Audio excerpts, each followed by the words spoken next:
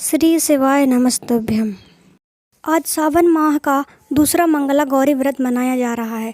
महिलाएं इस दिन मां पार्वती की विधिपूर्वक पूजा करती हैं और अखंड सौभाग्य की कामना करती हैं। सावन माह शिव जी का बेहद प्रिय है। इसी माह में मां पार्वती ने भगवान शिव को अपनी तपस्या से प्रसन्न कर उन्हें पति रूप में प्राप्त किया था। इस दिन महिलाएं बड़ी श्रद्धा के साथ व्रत रखती हैं और मां गौरी की विधिपूर्वक पूजा करती हैं।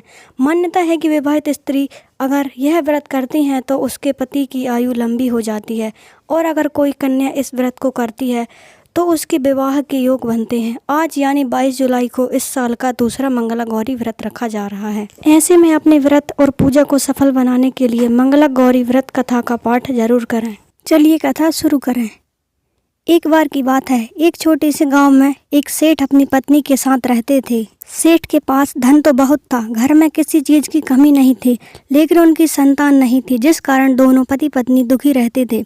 संतान ना होने की कमी उन्हें हमेशा खलती रहती थी। एक दिन सेठ के घर एक साधु पधारे। सेठ ने उनका बड़े ही आदर से सत्कार किया और फिर उनसे अपनी समस्या बताई, जिस पर साधु ने सेठ की पत्नी को सावन माह में मंगलवार को किए जाने वाले मंगला गौरी व्रत की सलाह दी, साथ ही पूजा विधि के बारे में भी जानकारी दी। इसके बाद सेठ की पत्नी ने सावन के पहले मंगलवार से ही गौरी मंगला का पूजन और व्रत रखना शुरू कर दिया। अब वह हर मंगलवार विधि पूर्वक व्रत तथा पूजा पाठ करने लगी। सेठ की पत्नी की धर्मिष्ठा से मां पार्वती खुश हुई और भगवान शिव से संतान प्राप्ति का वरदान देने को कहा। इसके बाद सेठ को स्वप्न में उसी रात माता ने दिव्य दर्शन दिए और कहा कि एक आम के पेड़ के नीचे भगवान गणेश की मूर्ति विराजमान है। तुम उस पेड़ से आम तोड़कर अपनी पत्नी को खिला देना, इससे तुम्हें संतान की प्राप्ति का सुख मिलेगा। अगले दिन सुबह उठा और पत्नी को इसे स्वप्न के बारे में बताया। इसके बाद सेठ आम के पेड़ को ढूंढने निकल पड़ा। काफी समय तक ढूंढने के बाद आखिरकार साहूकार को वह आम का पेड़ मिला जहां गणपति महाराज की मूर्ति विराजमान थी। सेठ खुश हुआ और फिर आम तोड़ने के लिए पेड़ पर पत्थर मारने लगा। पत्थर फेंकने से एक आम तो टूटकर नीचे गिर गया, लेकिन गलती से एक पत्थर भगवान गणेश की प्रतिमा को लग गया। इससे भगवान गणेश क्रोधित हो गए और उन्होंने सेठ को श्राप देते हुए कहा कि हे स्वार्थी मानव, तूने अपने स्वार्थ के कारण मुझे चोट पहुंचाई है। तुझे मां पार्वती की कृपा से संतान का सुख तो मिलेगा, लेकिन 21 वर्ष की अल्पायु में ही उसकी मृत्यु हो जाएगी। यह सुनकर सेठ घबरा गया और आम लेकर उल्टे पांव वापस आ गया। उसने बिना कुछ कहे आम पत्नी को खिला दिया और घटना की जानकारी किसी को नहीं दी। कुछ समय बाद भगवान शिव और मां पार्वती की कृपा से सेठ को पुत्र रत्न की प्राप्ति हुई।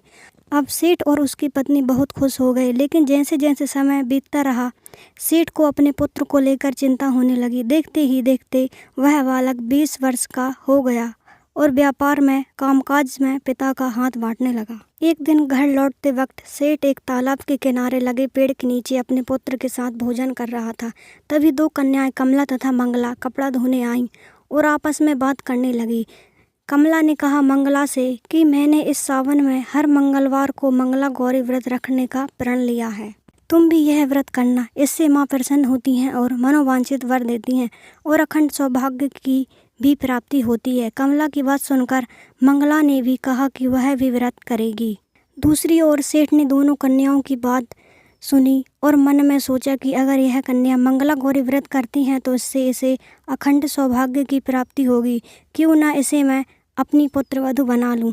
फिर सेठ कन्या के पिता के पास विवाह का प्रस्ताव लेकर गया। पिता मान गया और सेठ के बेटे का विवाह कमला के साथ हो गया। कमला विवाह के बाद भी मां मंगला गौरी व्रत रखना जारी रखती है। एक दिन उसके भक्ति भाव से प्रसन्न हो गई और उसे स्वप्न में दर्शन दिया और कहा कि तुम्हारी भक्ति से मैं प्रसन्न हूँ और तुम्हें अखंड सौभाग्य का वरदान देती हूँ, लेकिन तुम्हारा पति अल्पायु है। इससे अगले माह के मंगलवार के दिन एक सांप तुम्हारे पति को डसने आएगा। ऐसे में तुम उसके लिए एक प्याले में मीठा दूध रख देना और पास में एक खाली मटका भी रखना। सर्प दूध पीकर मटके में चला जाएगा और फिर तुम मटके को कपड़े से ढक देना। माता पार्वती की बात सुन कमला ने वही किया। मंगलवार के आते ही एक प्याले में मीठा दूध रखा और पास में एक मटकी भी रखी। सांप जैसे ही आया उसने दूध पिया और फिर मटकी में जाकर बैठ गया। कमला ने जल्दी से मटके पर कपड़ा बांध दिया और उसे जंगल में दूर रख दिया। ऐसा करने से कमला के पति के प्राण बच गए और सेठ का पुत्र श्राप मुक्त हो गया। कमला ने सभी को इसकी जानकारी दी तो सभी हैरान रह गए और फिर सेठ और उसकी पत्नी ने दोनों को आशीर्वाद दिया। आशा है कि आप सभी ने यह कथा ध्यानपूर्वक सुनी होगी।